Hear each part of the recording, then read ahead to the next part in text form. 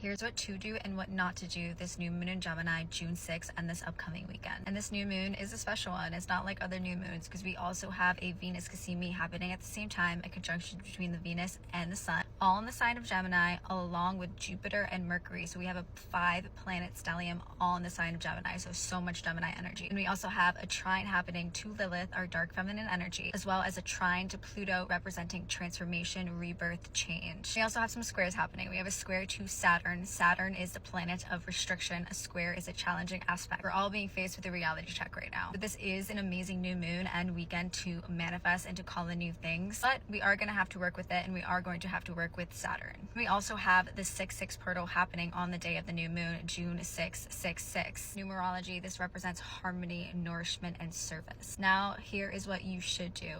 Number one, obviously manifest. I'm going to give you a really easy and fun manifestation ritual that you can do on the day of the new moon as well as this weekend. So here's what you're going to need. You're going to need some bay leaves. If you don't have some, grab some at the grocery store, and you're going to need something to write with. Now I want you to get clear on the intentions that you are setting. So what do you want to manifest? Now for each one of your manifestations, for each one of your intentions, I want you to write that intention on one single bay leaf. So one bay leaf per manifestation. And I want you to write it in the present tense. And as you're doing this, play some high vibrational frequencies.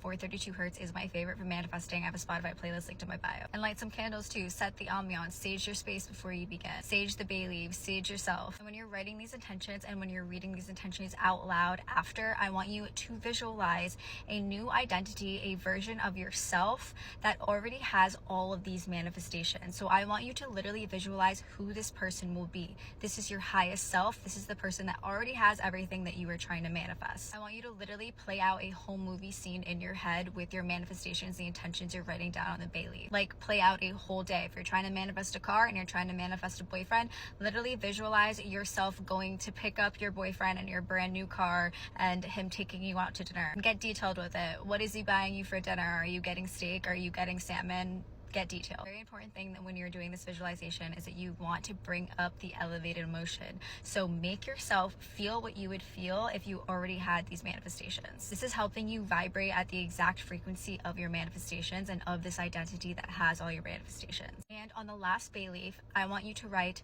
I am this identity, the identity that you were visualizing that has all the manifestations that you already wrote down. And I want you to give this new identity an alter ego name, whether that be Alexi 3.0 or whether that be a completely different name. You are going to write down, I am Alexi 3.0 and I am so grateful, and you're going to make yourself feel gratitude. Number 2 of what not to do. Listen, all this Venus Cazimi energy happening, conjunctions between the Sun and Venus. The Sun is basically amplifying all of Venus's qualities, right? And it's all of Venus's good qualities, but it can also be a little bit of a Venus negative side to it. Venus is the planet of love and relationships, so you may feel triggered to reach out to your ex during this time. Your exes may try to reach out to you. Any toxic partners may try to reach out to you. So what not to do? Don't answer them. You know your worth, and you know that your highest self, the identity that you are manifesting, would not be talking to a loser like that. And number 3, what to do. Gemini is the socialite. Gemini is all about connections and communication and the relationships that you foster with others. It's also all about duality. And with this stellium that we are having in Gemini,